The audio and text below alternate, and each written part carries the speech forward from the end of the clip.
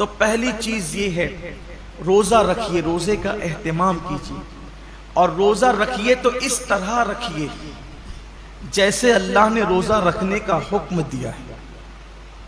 یہ دوسرا باب آپ کے سامنے پیش کرنے لگا۔ پہلے تو روزہ رکھیے، اب جو روزہ رکھتے ہیں ان کے لیے اس طرح رکھیے جیسے اللہ نے رکھنے کا حکم دیا۔ اب اللہ نے روزہ رکھنے کا حکم کیسے دیا؟ حدیث پاک میں آتا ہے کہ اللہ کے رسول صلی اللہ علیہ وآلہ وسلم فرماتے ہیں کہ بعض روزے دار ایسے ہوتے ہیں جن کو روزے میں بھوک اور پیاس کے سوا کچھ نصیب نہیں ہوتا، یعنی صرف وہ بھوکے اور پیاسے رہتے ہیں، بس ان کو کچھ ملنا نہیں ہے۔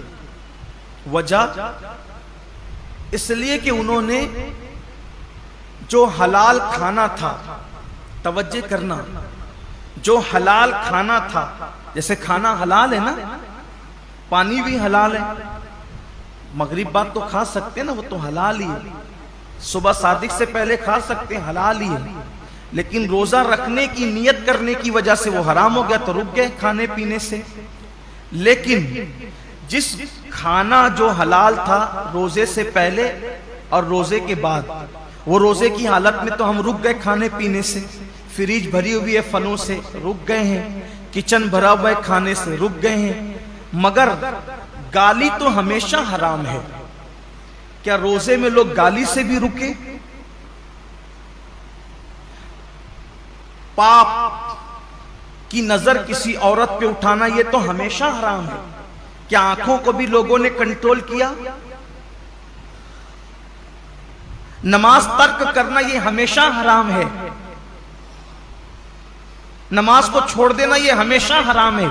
کیا لوگ روزے کی حالت میں نماز کے پابند ہوئے؟ بے شمار روزے دار ہیں جو نیند سے اٹھتے ہیں، بستر پہ سحری کھاتے ہیں، وہیں سو جاتے ہیں۔ یہ کون سا روزہ ہے جس میں کوئی نماز ہی نہیں ہے؟ یہ کون سا روزہ؟ روزے کے متعلق میرے آقا صلی اللہ علیہ وآلہ وسلم کے فرمان کا مفہوم ہے، روزہ وہ ہے صحیح معنی میں کون سا روزہ جو آنکھ کا بھی روزہ ہو، جو زبان کا بھی روزہ ہو، جو کان کا بھی روزہ ہو، جو ہاتھ کا بھی روزہ ہو، جو پیر کا بھی روزہ ہو۔ آنکھ کا روزہ یہ ہے کہ جن چیزوں کو اللہ نے حرام کر دیا روزے کی حالت میں انہیں نہ دیکھو۔ یہاں تو روزے میں لوگ گیم کھیلتے بیٹھے ہوئے، دیکھ لیجئے ٹائم پاس کر رہے ہیں۔ کیوں بھائی گیم کھیلتے ہو، تسبیح کیوں نہیں پڑھ سکتے؟ یہ تو مہینہ تسبیح اور تلاوت کا ہے، درود شریف کا ہے۔ اچھا یہ تو گیم کھیل رہے ہیں، اس میں کوئی تصویر تو نہیں ہے، یہ حرام تو نہیں ہے؟ اسلام میں وقت ضائع کرنا ہی حرام ہے، تضییع اوقات حرام ہے اسلام کے اندر۔ گیم کھیلنا موبائل پر یہ حرام ہے۔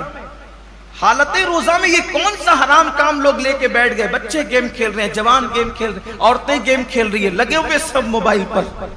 تو روزہ رکھا تو کیا معاذ اللہ ہم نے احسان کیا کہ آپ گیم کھیلنے بیٹھ گئے؟ یہ روزہ تو نہیں ہو سکتا۔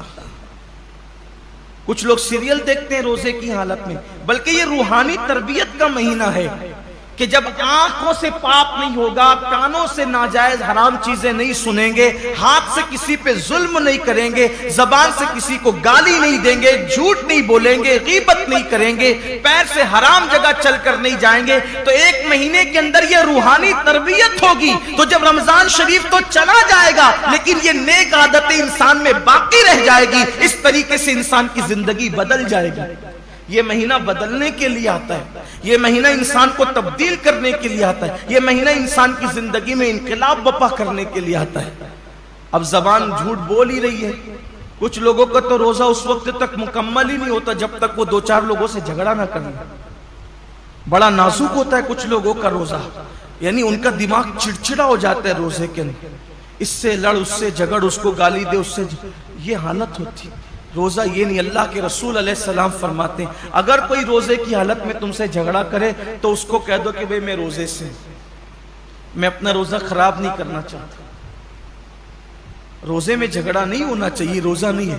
اب آپ کے سامنے بتاؤں، ایسا روزہ رکھو کہ کھانے پینے کے ساتھ آنکھ پہ بھی کنٹرول ہو، زبان پہ بھی کنٹرول ہو، ہاتھ پہ بھی کنٹرول ہو، پیر پہ بھی کنٹرول ہو، سوچ پر بھی کنٹرول ہو۔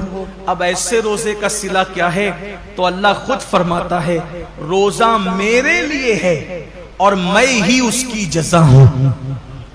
یعنی ہر نیکی اور ہر نیک عمل کی جزا جنت ہو سکتی ہے، لیکن روزہ تنہا وہ عبادت ہے کہ آپ نے جس کا حق ادا کیا اس کا صلہ جنت نہیں بلکہ مالک جنت ہے۔